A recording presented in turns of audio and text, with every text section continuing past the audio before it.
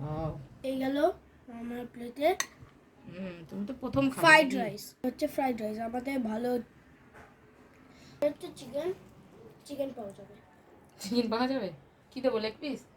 এবার আরে বাবারে, সামনে আসলো লেগ পিস। Leg piece. তারপর আজকে আমি একটু ভেজ ফ্রাইড রাইস করছি, তাই জন্য আমি গরম জলে এলাচ, দারচিনি, লবঙ্গ, তেজপাতা আর নুন আর 1 চামচ সাদা তেল দিয়ে ফুটিয়ে নিলাম।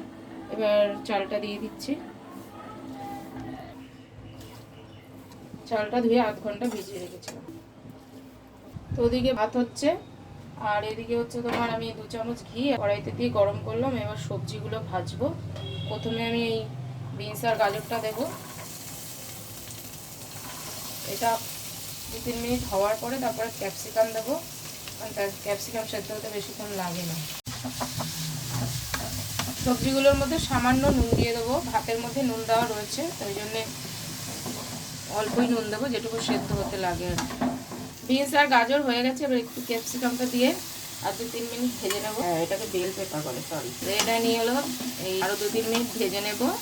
সবজিগুলো ভালোভাবে সেদ্ধ হয়ে গেছে, এবার আমি দিয়ে দিচ্ছি কাজু কিশমিশের মধ্যে। কাজু কিশমিশটা সবজির সঙ্গে 1 মিনিট মতো ভেজে নেব। সব কিছুই সুন্দর করে ভাজা হয়ে গেছে, এবার আমি দিয়ে দেবো গোলমরিচ গুঁড়ো, চিনি 1.5 চামচ মতন চিনি। সব কিছুকে ভালোভাবে মিশিয়ে নেব। চিনিটা গলে গেছে, এবার রাইসটা মিক্স করব। আমার সবজিটা রেখে এবারে আমি এর মধ্যে এই 1/2 চামচ মতন জয়িত্রী, জায়ফল আর হচ্ছে এলাচ গুঁড়ো করে নিয়েছিলাম, সেইটা দিয়ে দিচ্ছি।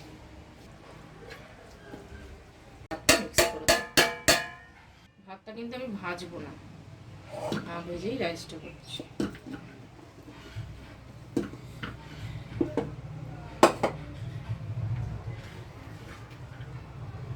রাইসের ওপর থেকে আমি ছড়িয়ে দেবো হচ্ছে আমুল দুধ। এতে আপনার ফ্রাইড রাইসের টেস্টটা অনেক গুণ বেড়ে যাবে। দারুণ গন্ধ আসছে না? হালকা হাতে এই রাইসটা মিক্স করতে হবে। বাকি রাইসগুলো দিয়ে দিই। আর একটু আমুল দুধ ছড়াচ্ছি, যেহেতু বাকি ভাতটা দিলাম। ভালো পুরোটা মিক্স করে নেব।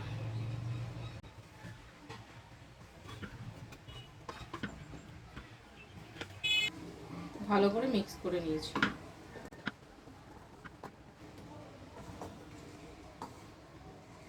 এবার আমি কি করব, আর 2 চামচ মতো ঘি এর উপর থেকে ছড়িয়ে দেব। দিয়ে আমি 2 মিনিট মতন ভাপে বসিয়ে রাখবো। গ্যাসটাকে একদম স্লো করব, করে জাস্ট 2 থেকে 3 মিনিট ভাপে বসিয়ে রাখবো। রেখে তারপরে 10 মিনিট ওইভাবেই ছেড়ে দেবো। 2 মিনিটই দেবো।